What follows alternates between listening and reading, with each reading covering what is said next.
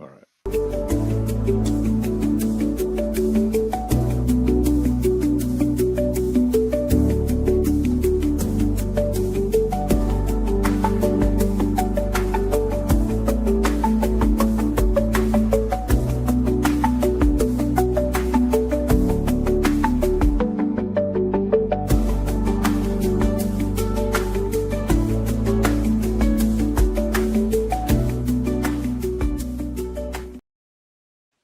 Welcome in, fellas. We are fired up and ready to go. Both sides of the ball back at it on a beautiful Tuesday here on the First Coast. Joe C. from XL Primetime, and we've got talented minds and coaches on both sides of the ball. To my left, I've got Jerald Ingram, Super Bowl winning running backs coach here under Tom Coughlin and then up in New York as they were on their way to 2 Lombardis. Coach Mark Duffner, longtime linebackers coach. The defensive side of the ball is where he thrives and loves to break it down, and we will definitely do it today.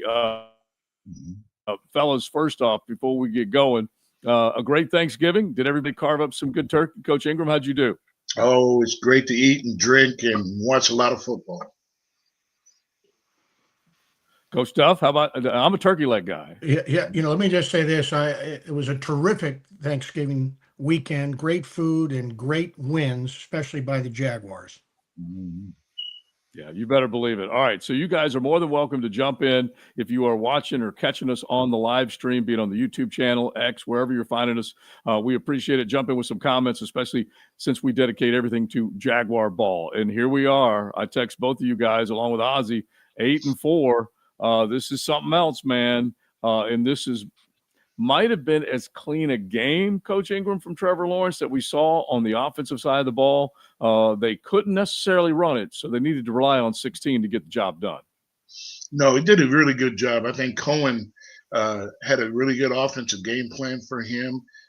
We saw some aggressive throws up the field, a little more than we've seen in the past, and that was good because, when we hear that term rip, in my mind, that's what rip means. You're ripping. I mean, we saw some great football on Thursday and Friday. You watched that Green Bay game and some of the throws that are being made up the field, and it's aggressive, when you need it.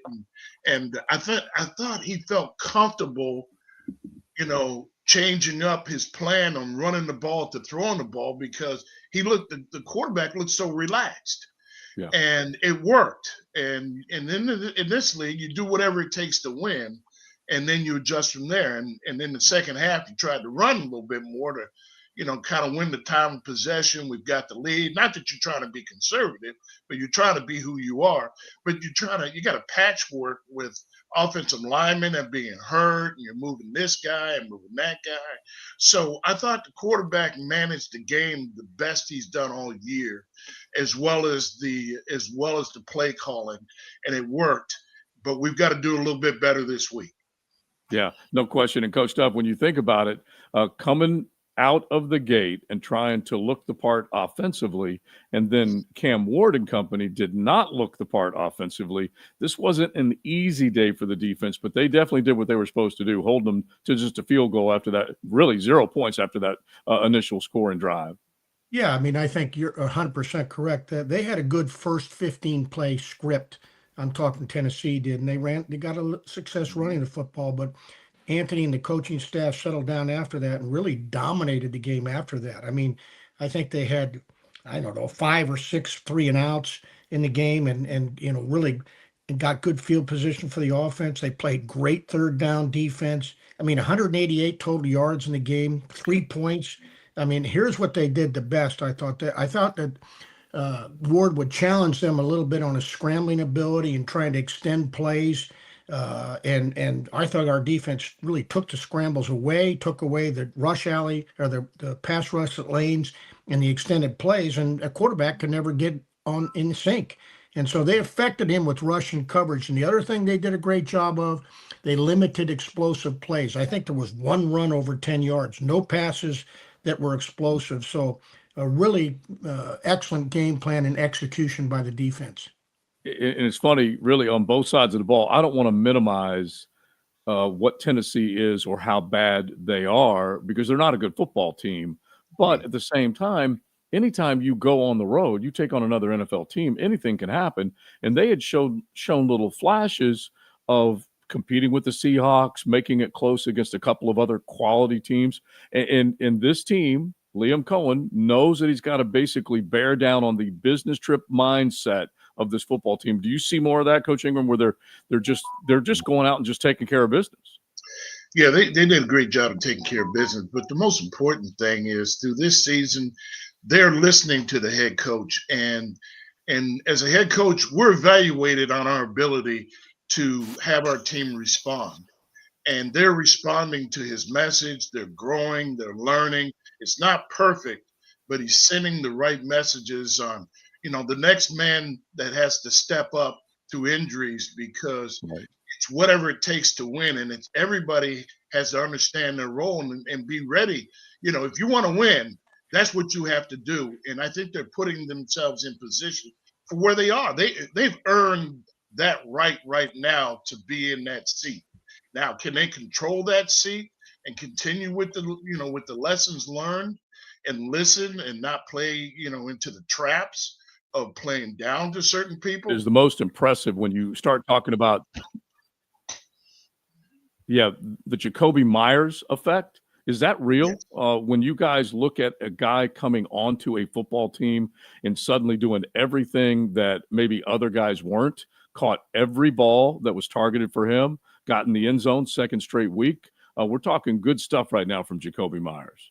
Oh, it's the best acquisition, to be honest, in the NFL right now as far as, midseason play. And, he's made a difference in the locker room. He's made a difference on the field. He's elevated other people in the pass game. There were question marks earlier in the pass game. We're making drops. People aren't doing what they're supposed to do for the skill position. Now it's coming together because it's making the quarterback feel more confident. And that's evident in watching the play. So, he's exactly what they needed. They need a pro's pro in that meeting room right there. Duff, noticeable for sure, right?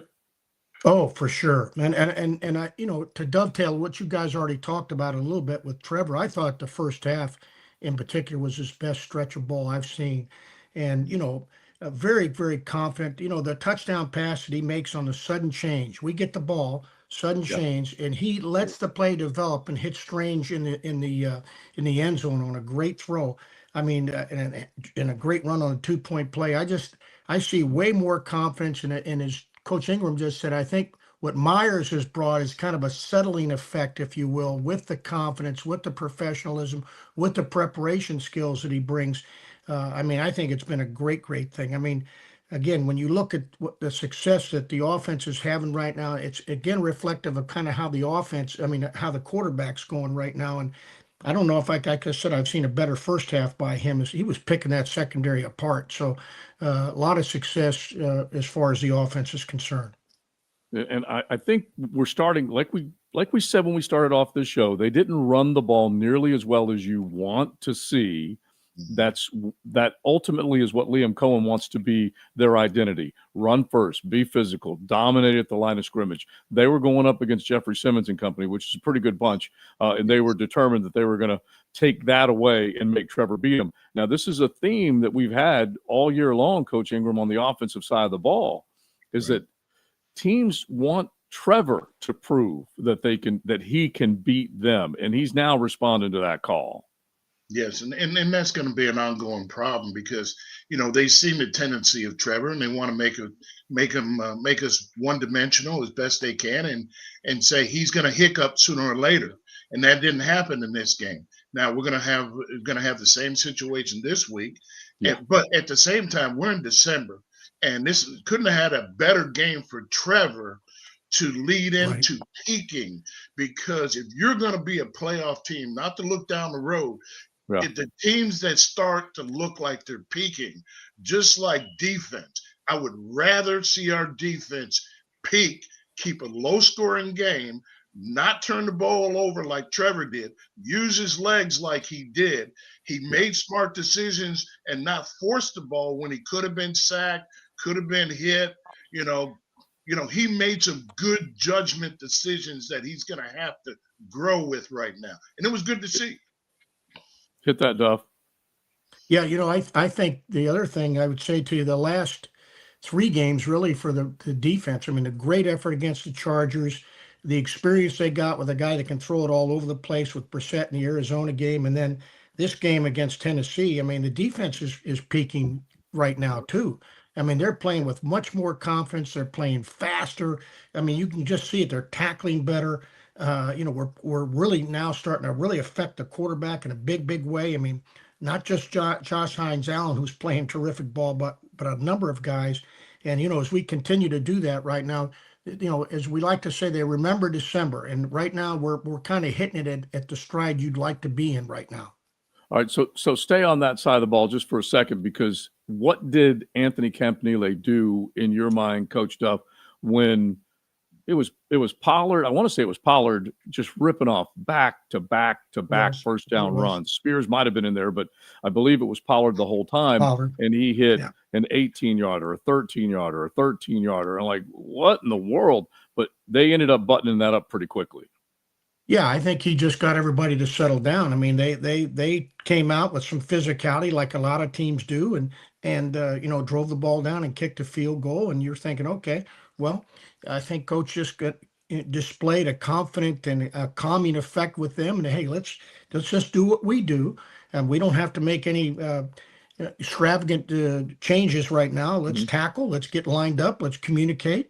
And they got that rolling. And then, as I said, that across the board, Russian coverage affected this quarterback. And the most effective thing, they stayed in their gaps. They played disciplined ball. They didn't let this guy beat him with their legs or his ability to extend plays, like I mentioned earlier, and try to get the ball downfield to some capable players.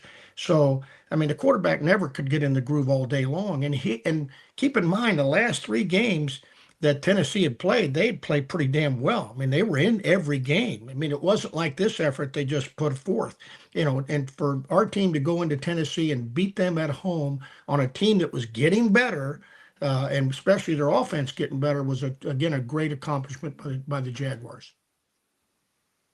Jerald. No, I thought the defense. I thought his game plan was really good. It was sound, like Coach said. He narrowed some things down, and he addressed the run game to make him one dimensional. And I thought what I saw different, which was good and much needed, was they dropped. They dropped some of the nose tackles, thinking that Cam was going to run, and he didn't. But I think that confused the quarterback and underneath coverage a few times, and the secondary coverage did a great job of covering. There was some coverage sacks out there, that was really much needed. I thought Winger got involved. He was flying around. Yeah. The young guys came in and stepped up that helped in the rotation, and that was good to see.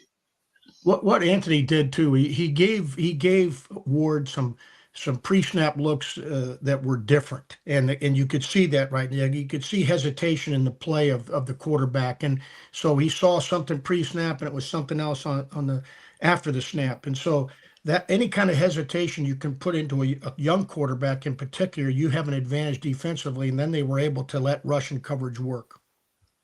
All right, go back, Coach Ingram, if you will, to the one that kind of got Jacksonville going with the big play throws that Trevor was able to execute. He was down the field, eyes in the middle of the field, which we know he hasn't necessarily taken advantage of throughout his career. He's doing it more and more this year. Big play to Parker, big play to Jacoby. That was, I think, a 50-yard chunk that got him inside the 10-yard line. BTJ, part of that drive, and then Jacoby in the back of the end zone. That was a nice little series of success for Trevor and company. I mean, he really looked confident throwing the ball. He looked like he was in rhythm. He was aggressive. His throws, his accuracy was much better in this game, by far his best accuracy type game. And he only had one legitimate drop, and we see how that turned out yesterday. And that would have been another good, down the field throw as well. So it was good to see. Yeah, I liked it. And then once that started happening, then you got a little bit of the run game going, which is obviously what everybody's looking for. That's what you need. Back them off. Yeah. I think right. the drive you guys are talking about, I'm just going to jump on that second drive of the game. Like I said, I don't know that it was any better. And like you said, 26 yards to Washington, 50 yards to Myers, touchdown to Myers. I mean, it was poetry in motion. Yeah, and we're going to find out the health of Parker Washington and what happens with him. They let go of Austin Trammell. You guys know my nickname for him, Training Camp Trammell. And he was inserted into the lineup and given an opportunity because De'Ami Brown wasn't doing a whole hell of a lot. Travis Hunter's gone. BTJ was down, and he made a couple of catches. But that catch on Sunday, those are the ones, honestly, and you guys know this, it ain't easy in any position meeting room knowing that a guy is not going to get it done or not going to make the cut. And in this case, they cut Training Camp Trammell yesterday. Doesn't mean he's gone forever. He'll be back. But that was a costly drop, was it not, Coach Ingram? Yeah, it was. It's a very costly drop. But I think what's happened was the paper trail on him in the crucial moments was that situation. Now, who's going to be the backup punt returner? That's my concern. I'm not quite sure who the returner is going to be in that situation. If Patrick doesn't play, I keep calling him Patrick Parker because I used to have a former player here at the Jaguars was Patrick Washington. But Parker is who's going to play that position. Yeah. It's important because right now, I think De'Ami Brown's been called on the carpet. If I'm Liam Cohen and basically just watching the way he has gone about his business, they paid a $10 million price tag to get him to come in. He flashed early, probably could have helped them win that game against Cincy were it not for the drop in the back of the end zone. But he's made his fair share. Then he got hurt, and he's also had his fair share of drops. And so I don't know exactly what this means. They might be preparing for Parker Washington being out for a little bit longer, and they got to look around. There could be another injury that they're going to deal with and bring a guy on. But Coach Duff, when you see that, that's challenging inside any position group room, knowing one of your guys isn't quite getting it to the level that you need it to be. Oh, no question. And it's clear that our leadership has made clear they want producers, they want players, and they're not going to put up with people that aren't that way. And so I think it's a great atmosphere that they've established right now of competition, of being a productive player, and it's not just lip service. They're active about it. Now, on a side note, I have to tell you, I set some candles, some candles up in church for Parker Washington to come back. We're praying hard that he's going to be okay. You better believe it. That's worth a football novena right there to get him back. Amen. Amen. But you know what? If De'Ami Brown comes back, as we've seen, just like BT, it may make him step up. Very true. He might be the next one that's, hey, your own casualty.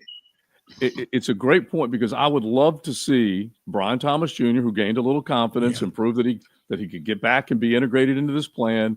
And then if you do get De'Ami with a little desire, a little something back in the belly that says, hey, I need to go out there and fight for a spot or fight for my playing time. This is a one-year deal. I'm going to be looking for a gig again next year. Think about this, guys. You got ETN basically looking for a new deal. Devin Lloyd looking for a new deal. You can throw De'Ami in there with his one-year contract. And there are numerous other guys that need to make sure that either this team's going to give him another contract, a la Jacoby Myers, or any of the other teams looking around, that they got some good tape to basically put out there, Coach Ingram. Definitely. This time of year, all players for that matter, it's the time of year, the amount of games you have left are very critical in this business type game.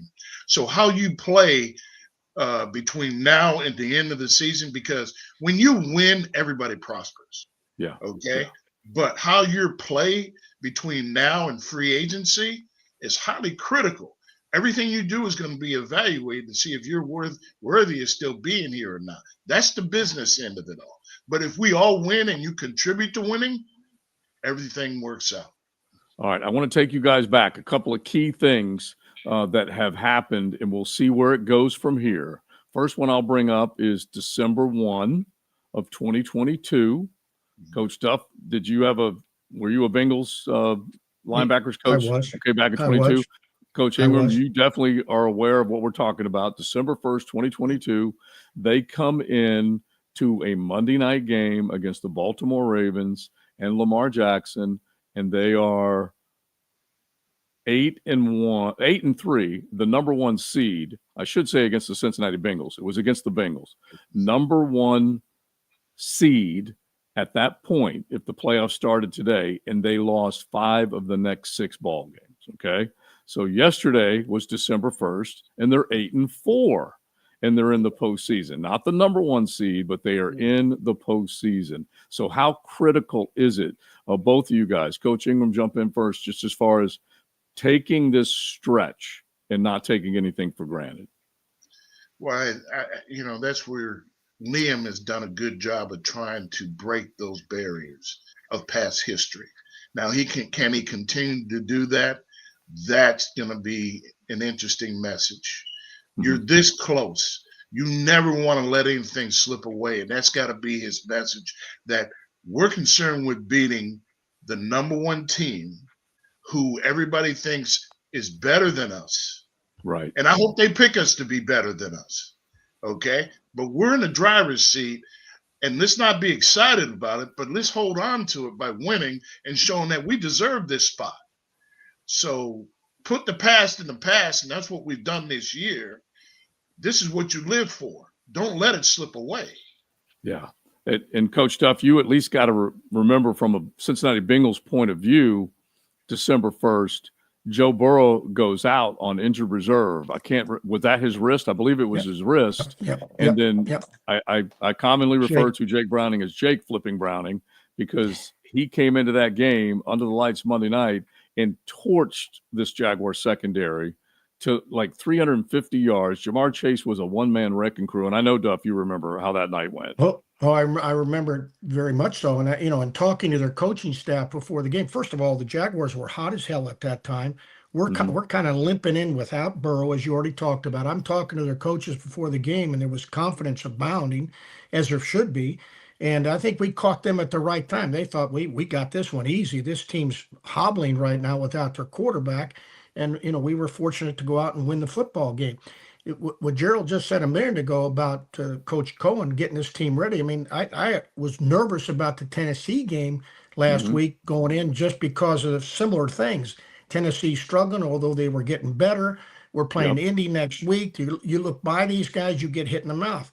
They didn't look by anybody. They focused in and put together a heck of an effort against Tennessee, and they're going to need that this week against a very good Indianapolis team that's limping a little bit right now too. Yeah. So, mindset is critical as we move forward. Every game that we play at this point, they're all important all season long, but in December, they're even more important, obviously, in terms of where you want to be and where you want to go. So, critical that the focus and preparation is at its best this week, as we realize we got few chances left. We got to make them all count. Yeah, so let's focus in on the Colts with the time we have left. And Trevor Lawrence was asked in the locker room soon after they had beaten up on the Titans 25-3. It was a convincing win. I'm not going to call it an easy win, but after that, your full focus goes to the Colts, because this is that stretch. You play them twice. The Texans just helped inside the AFC South by beating them.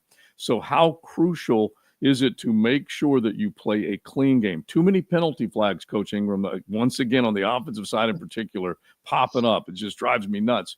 They better play a clean game at home and get off to a quick start against Indy. Well, I mean, it's an issue we've had to deal with, the discipline of this team all season long. We played one clean game, and we have to bring that back. So, I mean, that's going to be a note this week to him and this team, that they have to understand. And like last weekend, you watched Tennessee play out of control, and we almost bit into that.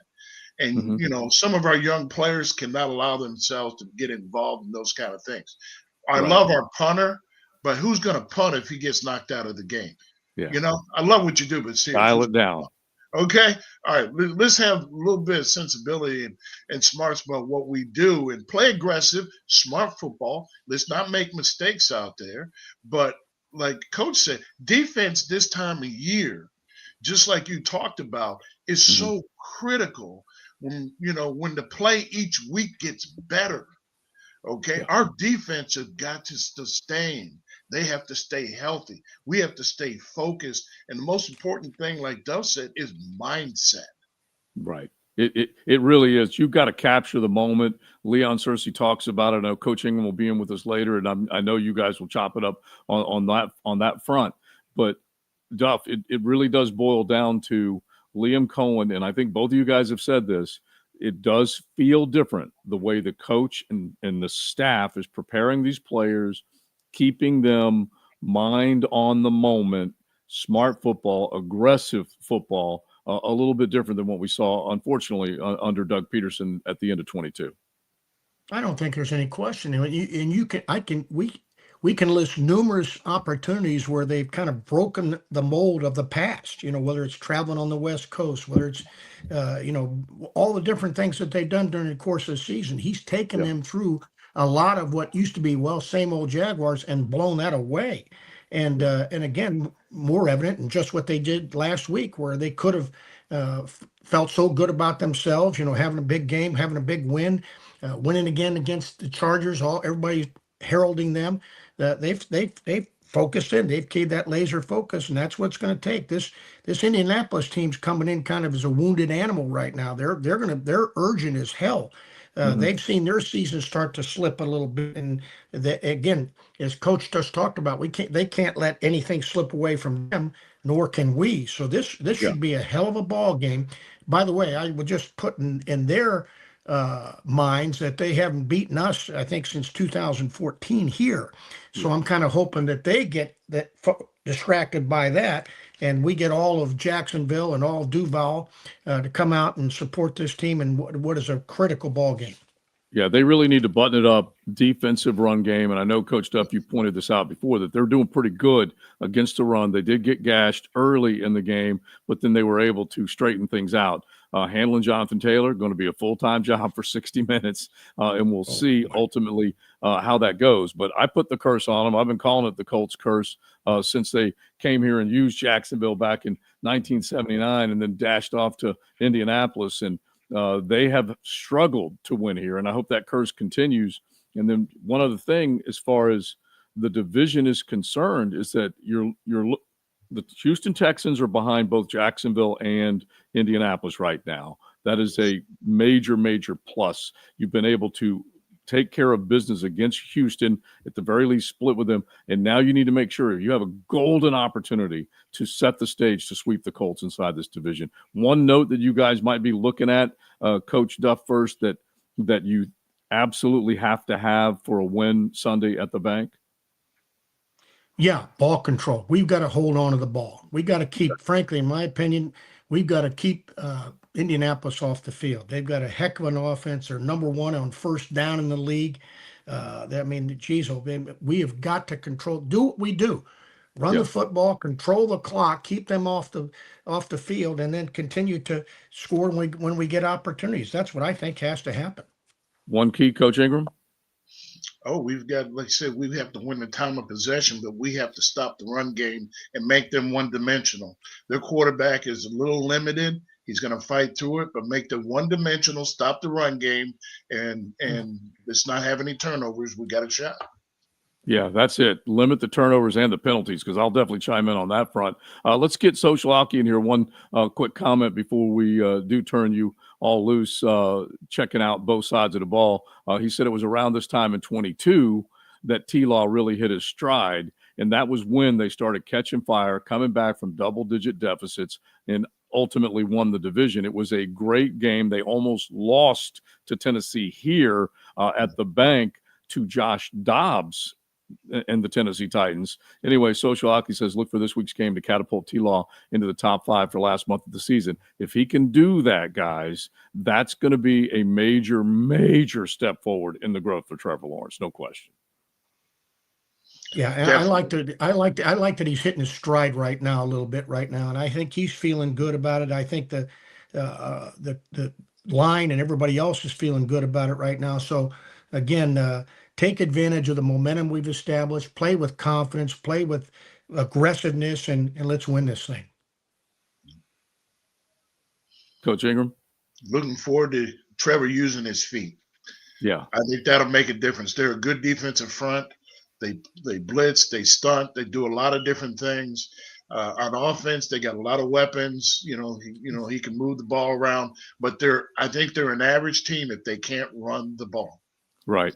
But we're going to have to account for Tyler Warren, the Pittmans, the Pierce, those guys. They definitely need to be mindful of on the back end of that secondary. That's for sure. All right. Great stuff. We appreciate all of y'all tuning in. If you joined us live, we appreciate it. If you find us later in the day, definitely download and watch the show. You can find it on our 1010XL Jaguars YouTube channel or anywhere else where you're checking us out on the social platforms. We appreciate it. Coach Ingram, we will talk to you later on XL Primetime. Coach Duff, as always, great stuff. And Ozzy, he's the producer. He's the one making it all happen. Thank you, big man. We appreciate it. And we'll talk to you all next week on both sides of the ball.